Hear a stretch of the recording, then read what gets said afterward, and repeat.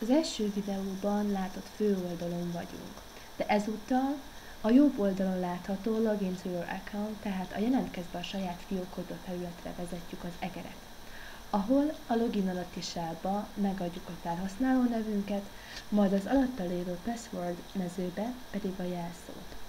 Az én esetemben ez a stuff, és a jelszó pedig a stuff1 lesz. Ügyeljünk arra, hogy nem mindegy, hogy kis vagy nagy betűt írunk be.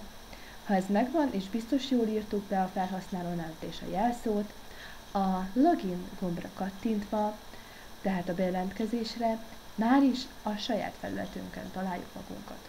A rendszer üdvözöl minket, itt a megadott felhasználó nevünk fog szerepelni, nem az, amit most itt látunk.